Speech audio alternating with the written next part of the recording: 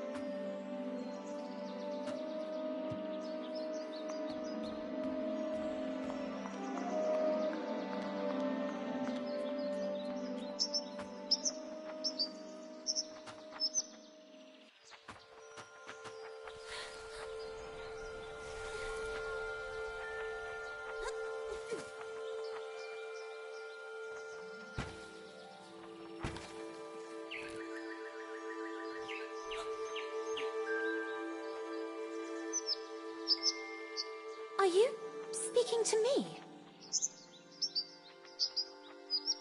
Princess?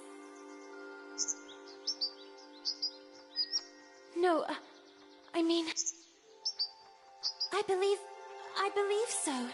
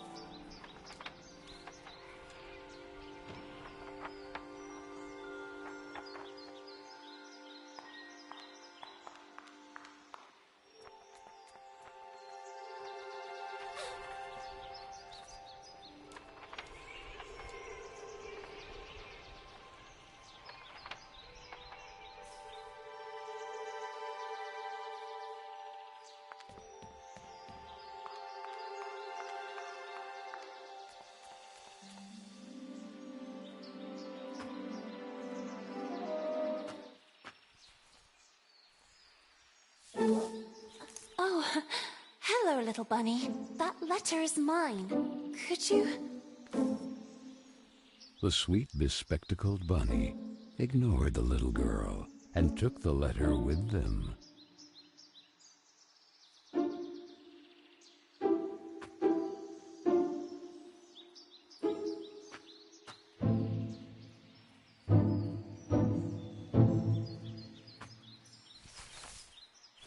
I beg you, would you be so kind as to give it back to me? The little girl began to get impatient.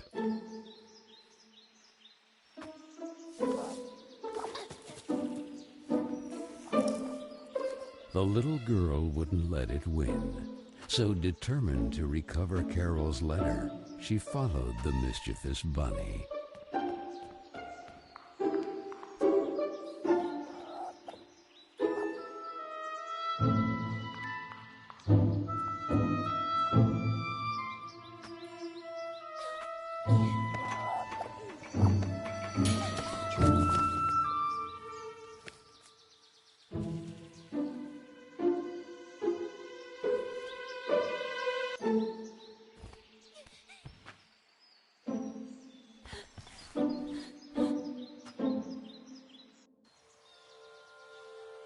What place is this?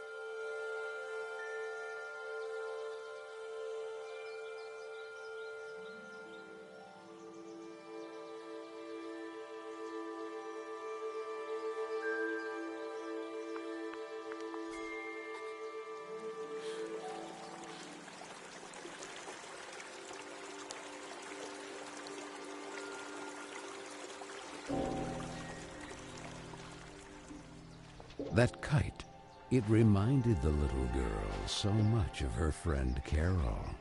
So free and graceful, yet tormented, as if by adverse currents, by the other girls at Bunny Hall. Oh, and who would you be? Have you perhaps seen a bespectacled bunny?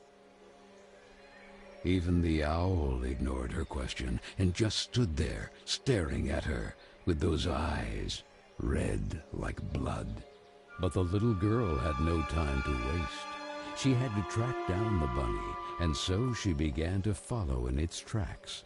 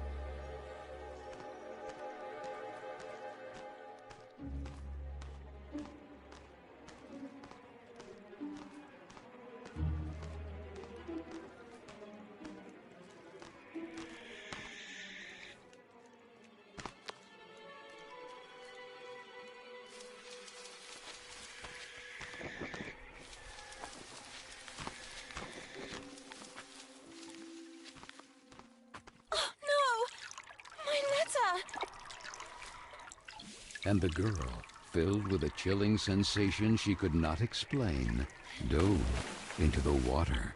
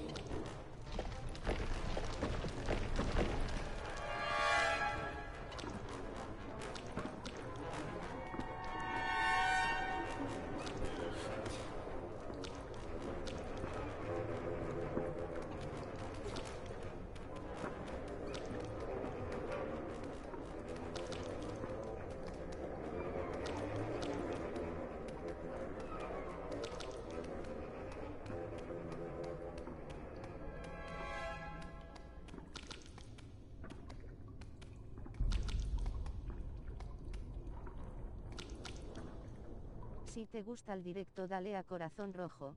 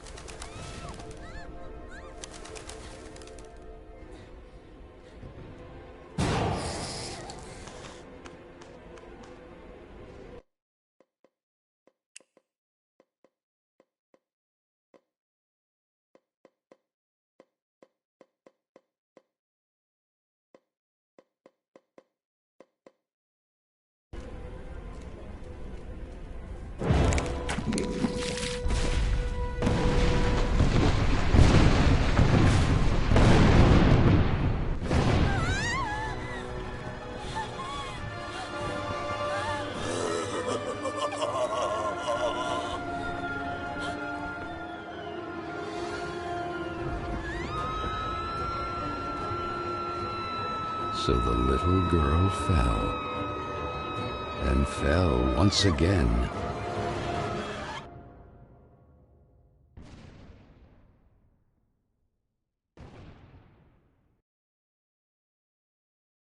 And while the man with the tar hat stood grinning, her thoughts drifted to that mysterious figure in the window of Bunny Hall, who silently stood watching her as she was swallowed up in her abyss.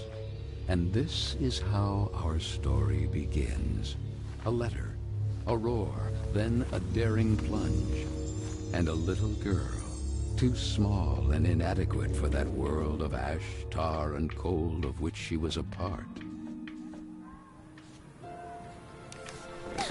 Miss Benton, I am pleased to note that my voice is so soft that it encourages restful sleep in class.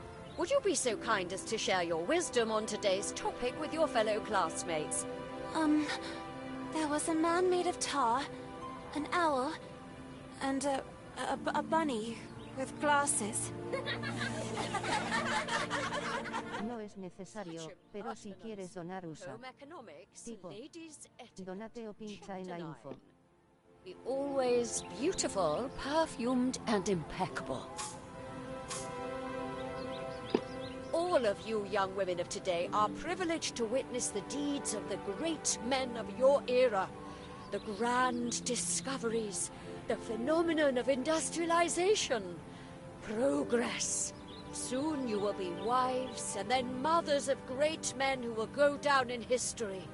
And you, Miss Benton, make fun of it.